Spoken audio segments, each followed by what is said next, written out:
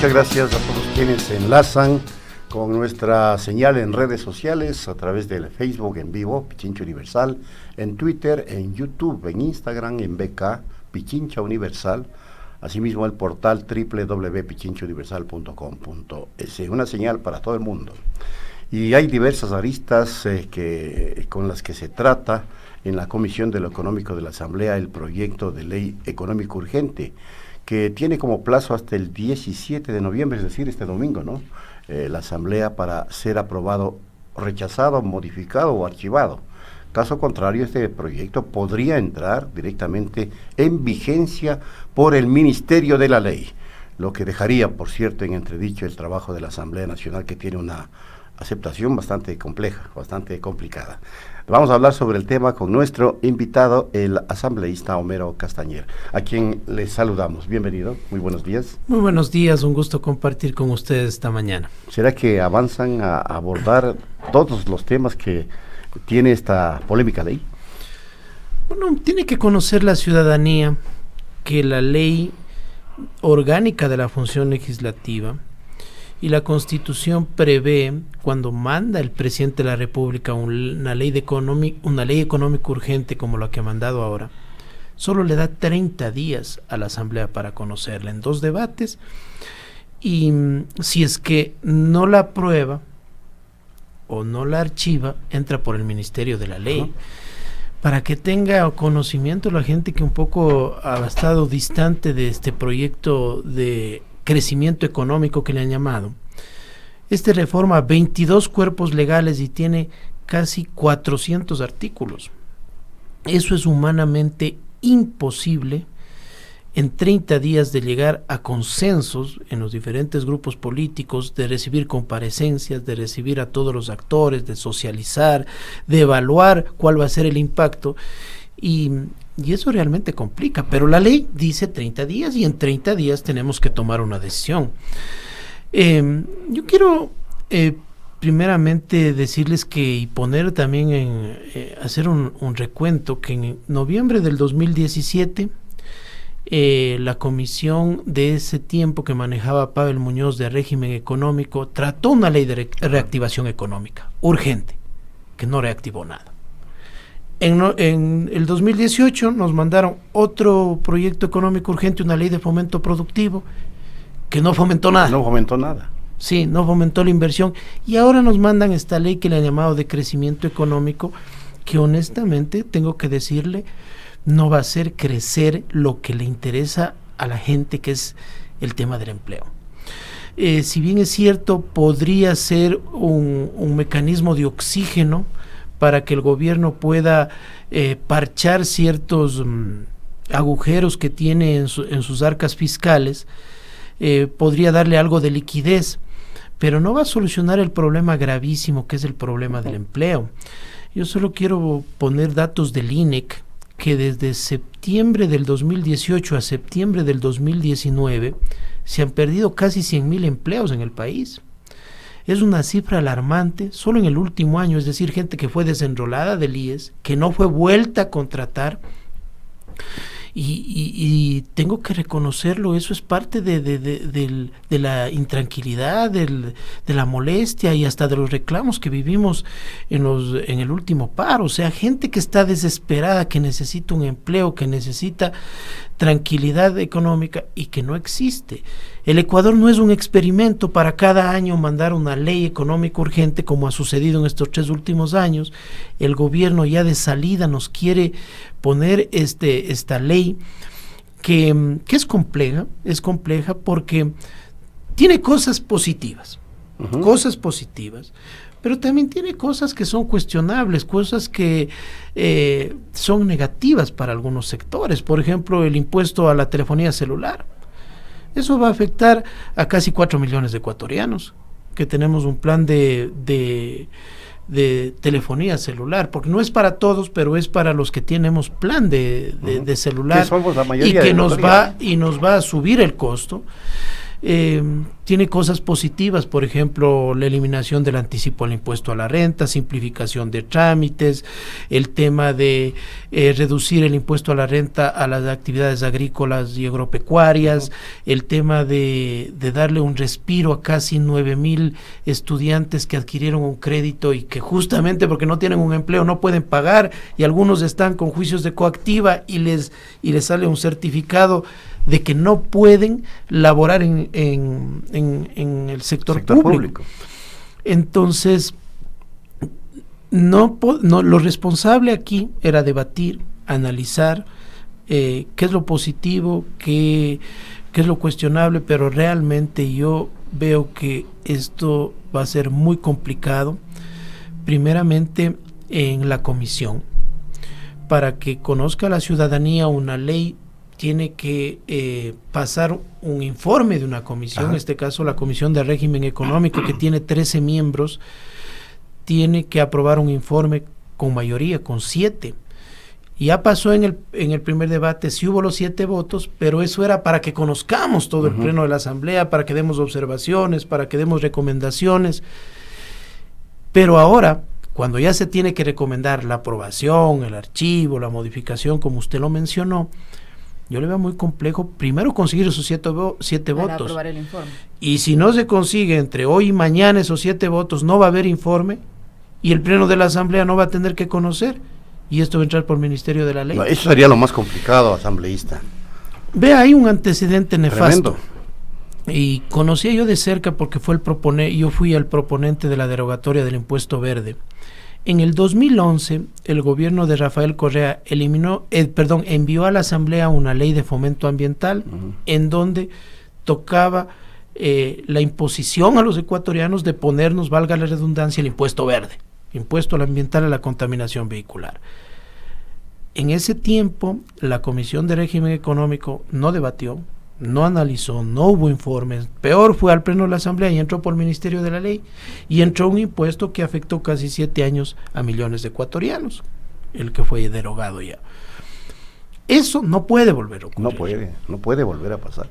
Porque aquí tengo que ser claro, si es que pasa eso, podemos actuar igualito que actuamos para derogar el impuesto verde.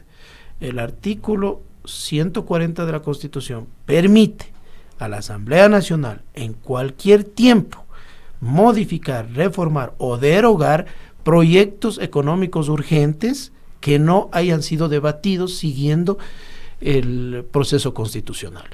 Es decir, si esto entraría en vigencia como está, sin observaciones, como mandó el Ejecutivo, por el Ministerio de la Ley, que se llama, la Asamblea podría en cualquier momento revisar ese proyecto de ley económica urgente. Asambleísta Castañer, mientras un sector de la Asamblea pide dividir la ley y retirar el ámbito relacionado con el Código Monetario del segmento tributario, otro pide archivar este proyecto de ley. ¿Cuál va a ser la posición de Creo frente a este proyecto? Mire, la posición de archivar no es una posición, es la posición más fácil. Es la posición como quien dice, esto no vale, es muy grandote lo que nos mandaron, muchos artículos, muchas reformas, archivemos, ¿sí? Pero lo positivo de allí, ¿cómo usted le da la espalda a 9,000 estudiantes que este rato están desesperados de esa aprobación para tener una nueva oportunidad? Algunos ya les están embargando, este Instituto de Fomento de Talento Humano les están embargando. Yo tengo el caso de 3 personas de mi provincia de que ha venido la familia a llorarme, a decir ayúdenos, tienen la sede en Cuenca y han ido a hacerles, porque ya están en juicios de coactiva, el embargo de sus bienes. El tema del anticipo al impuesto a la renta, eso era algo criminal, es decir, nos obligaba a los ecuatorianos, a las empresas, a las personas naturales a pagar un impuesto que no se generaba. Eso es positivo. igual la simplificación de trámites. Pero de acuerdo a varios sectores, entre ellos el exalcalde de Guayaquil, hay muchos temas más negativos que positivos. O sea, ¿vale la pena aprobar un proyecto o dejar que pase por el Ministerio de la Ley sin tener una posición fija? Por eso lo que se ha hecho, debatir, lo que hemos hecho nosotros como bancada, presentar una matriz alternativa, nuestras observaciones, casi 100 observaciones hemos presentado como bancada, de sugerencias de cambio, para que sean incorporadas.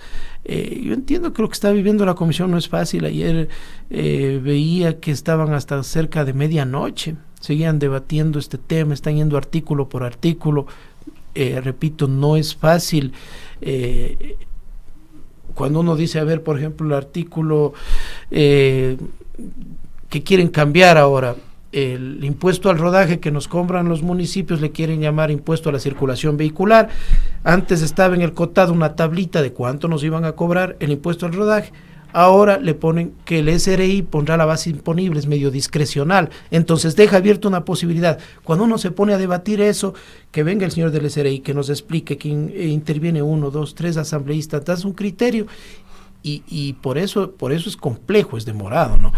Y yo sugeriría, y la idea nuestra es justamente, a ver, hay temas positivos, hay temas que no hay consenso, para algunos negativos, para algunos perjudiciales. Yo diría que no hay consenso para todos los sectores, y hay temas también que no son, digamos, trascendentales o de gran importancia, que están puestos en esa ley. No quiero decir que hay que desecharlos, pero para mí sí habría que dividir, ¿no? En este tema, mire, un poco poniéndole como ejemplo lo que vivimos en el país, en el paro nacional. El Ecuador necesita este rato menos diferencias y más consensos. Yo pienso que si decimos, a ver, ¿cuál podría ser un consenso? Los ecuatorianos, la mayoría queremos un Ecuador de paz, sin violencia, con seguridad, con educación, con salud. Esos son consensos, ¿sí? Y en la parte que no nos ponemos de acuerdo, muy bien, allí hagamos un debate y hagamos un análisis. Por eso, para mí, lo más racional sería que haya una moción por parte del presidente, que es el ponente del proyecto de ley, que separe los temas que hay consenso, los temas que hay disenso, que no hay acuerdo, y los temas que para mí están a veces un poco de más en esta ley, porque le digo, en esta ley toca desde la ley de educación superior, las fundas de basura, las fundas plásticas, los vasos, hasta el Banco Central. Es decir, es una ley muy compleja, ¿no? Bueno, la concepción de la ley es la que está provocando el tremendo problema, ¿no?, en el análisis de este proyecto, porque evidentemente se podría haber enviado separadamente el tema tributario, el tema del régimen financiero, en momentos distintos, inclusive para que la propia comisión y la propia asamblea tenga la facilidad de estudiar a fondo los temas. Pero Daniel Mendoza sí sostiene lo que usted dice, es decir, invitar en última instancia a los temas que tengan consenso para que la asamblea vote divididamente, que sería la salida adecuada. Así es, porque mire, usted decía algo cuando iniciamos la entrevista. La asamblea le está debiendo mucho al país. La asamblea tiene una imagen golpeada, una imagen que no ha sido fácil de manejar. Yo diría, pues hemos vivido en estos 2 años y medio lo que no se ha vivido en 40 años de democracia en la asamblea. 3 vicepresidentes de la República, 3 presidentes de la Asamblea, 3 asambleístas destituidos, 14 juicios políticos, es decir, una intensidad muy grande dentro de la Asamblea. Y claro, ahora decir la Asamblea entra por el Ministerio de la Ley y no pudimos ponernos de acuerdo, y los ecuatorianos amanecen el día lunes con nuevos impuestos, con una ley que no fue ni observada por la Asamblea. Eso sería grave. Lo que eso significaría. Esperemos que en estas próximas horas la comisión, más que nada, logre un espacio de diálogo. Tengo que ser honesto, es difícil por la conformación de la comisión y por lo complejo de la ley. Y si esta propuesta que usted hace se cristaliza y se la da paso, ¿qué pasaría con los otros temas en los que no hay consenso, si son parte también de esta ley? ¿Cuál sería el procedimiento? Bueno, ahí se podría votar, por ejemplo, si la moción dice por los artículos, no sé, del 57 al 100, esos artículos, la recomendación es votar a favor. Qué sé yo, 80, 90 votos a favor, pasa. Y si en los que hay no hay acuerdo, por ejemplo, eso pasó en el Código Penal, ¿no? En el 80% del Código Penal hubo acuerdo y se votó separado el tema del aborto, el tema de la incautación de bienes, el tema del comiso anticipado, y en eso hubo votaciones diferenciadas. Esa sería una idea, ¿no? Que podría salvar los muebles, como quien dice, de este proyecto de ley, que realmente es complejo y partes muy técnicas, extremadamente técnicas.